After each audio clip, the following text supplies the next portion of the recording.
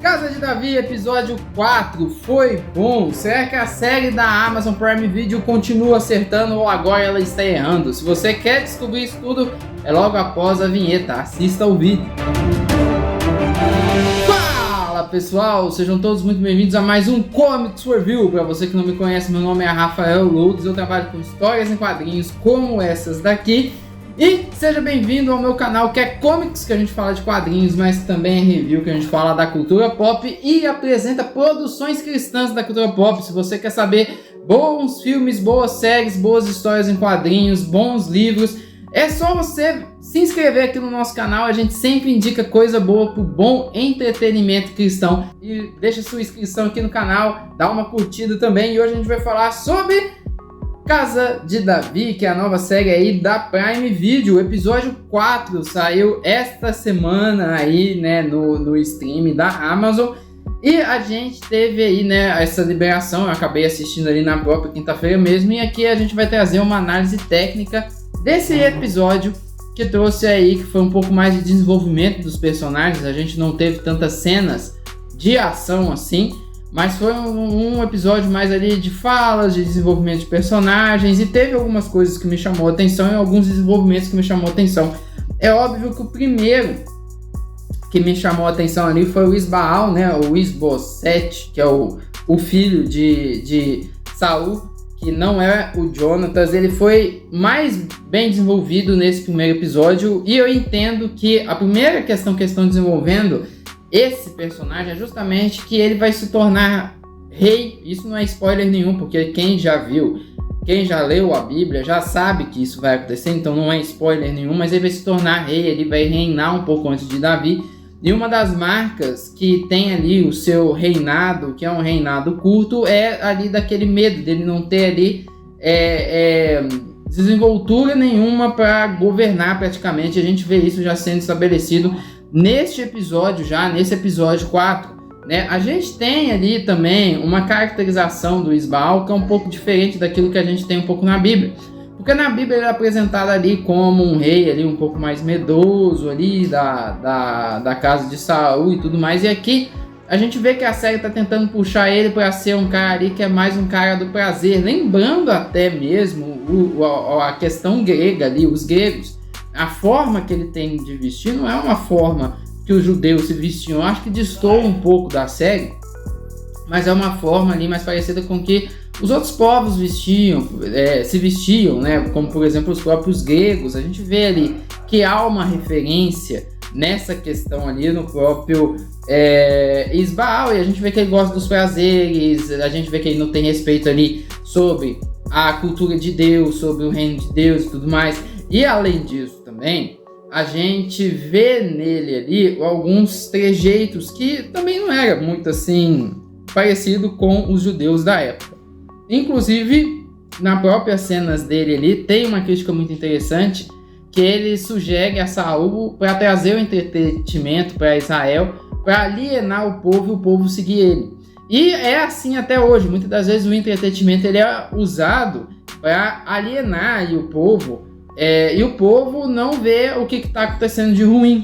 Um exemplo que a gente tem é essa semana mesmo, que ele teve carnaval, um monte de gente na rua, os preços tudo lá em cima, o país não está andando direito, mas o que importa é o pessoal comemorar. É isso que ele coloca ali pro pai dele. Mas é uma atuação muito boa do ator aí que fez o Isbosete, principalmente na discussão que teve ali na mesa com o próprio Saul. Uma outra coisa também, um outro personagem também que foi bem desenvolvido nesse episódio também, é óbvio, é Davi, que é o protagonista ali. Dessa vez a gente tem ele tendo ali umas experiências com Deus.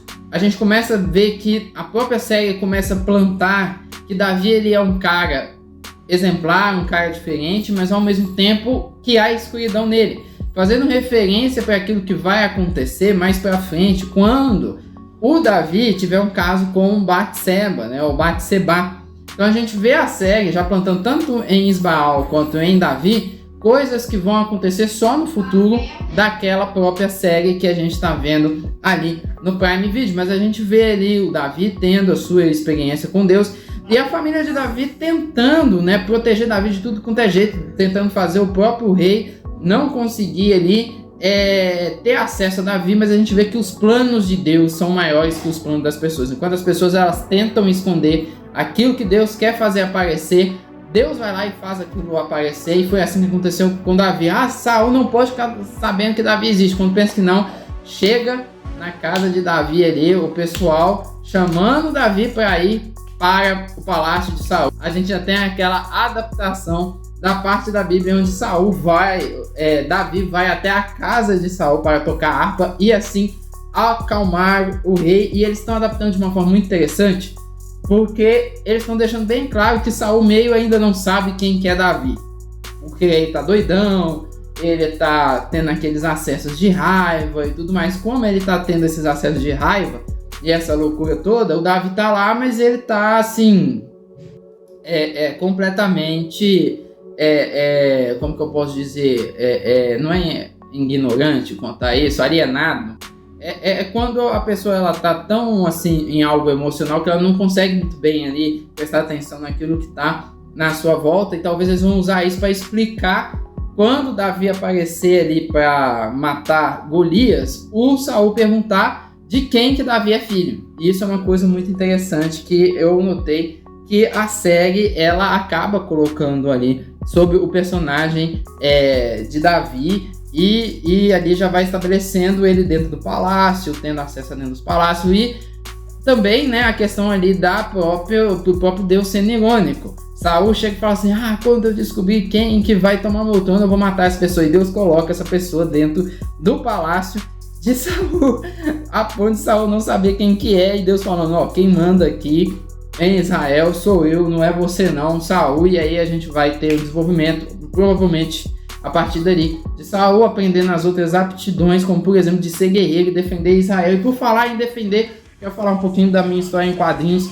Supermanos e Warriors são do mesmo universo, tem como objetivo aí usar a figura dos heróis para falar do amor de Deus e pregar o evangelho. Supermanos fala sobre a questão da união com os irmãos. São 3 irmãos que recebem um dom de Deus e decidem usar o seu dom aí para o bem. E a Warrior, ela tem um poder de voltar no tempo, e ela descobre este poder e decide voltar para um lugar muito interessante em um acontecimento muito marcante. Se você quer descobrir, não deixe de estar lendo essas 2 histórias em quadrinhos, que o link está aqui na descrição para você adquirir. Muito bacana, para aí você apresentar o evangelho aí para as crianças, para os jovens, para os adolescentes também. E aí, continuando o desenvolvimento aí da série, né, a gente tem também o desenvolvimento ali de Mical, como ali, né, a futura pretendente de Davi. E uma coisa que eu acho interessante dessa série é que eles decidiram adaptar Mical de forma bem diferente do que algumas outras séries adaptam. Por exemplo, você pega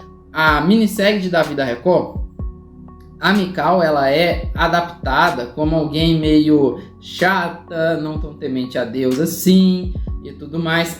A Mical ela já é adaptada como uma menina temente a Deus, uma menina diferenciada. A personalidade dela é até muito parecida com a Ramá de The Chosen, né? Você vê assim que tem ali um parentesco muito grande, mas é a primeira a ser adaptada de forma bem diferente das outras assim que eu vejo. Apesar que na Bíblia não parece que Mical era tão serva de Deus assim, porque quando Davi casa com Mical e os soldados de Saul vão perseguir Davi, ela usa um ídolo do lar para proteger Davi, então quer dizer que ela tinha um ídolo dentro de casa. E também quando Davi está adorando a Deus, ela julga Davi por conta disso. Então tem aí também uma questão que talvez a Mical que a gente tem na Bíblia seja mais parecida com a Mical que não seja assim tão de Deus como é apresentada nas outras séries. Mas eu também estou gostando ali dessa apresentação dela, né? A questão também de explicar de como Davi aprendeu a lei, teve acesso ao livro da lei, é muito interessante. Também aquela explicação ali é muito interessante dele ter aprendido disso no palácio. Como uma hora ele ia ter que aprender, né? Inclusive ali a gente tem o Cântico de Moisés, que encontrado até ali no livro de Salmos também. Agora tem uma coisa que me incomodou, que foi quando Davi fala que ela precisa ser adorada. Não deu para entender que Davi estava falando da lei ou se Davi estava falando de Mical.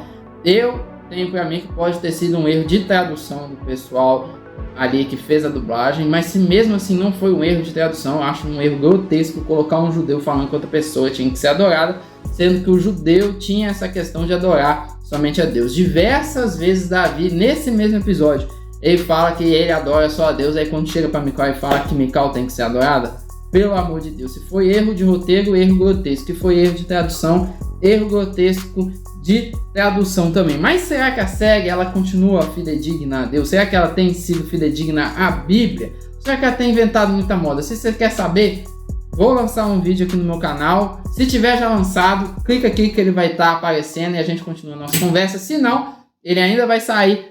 E se inscreva aí no nosso canal para você assistir esse vídeo. Fidedigna ou mentirosa? Casa de Davi tem sido fidedigna à Bíblia? Clica aí que a gente vai continuar a nossa conversa no próximo vídeo. Até a próxima, gente. Tamo junto.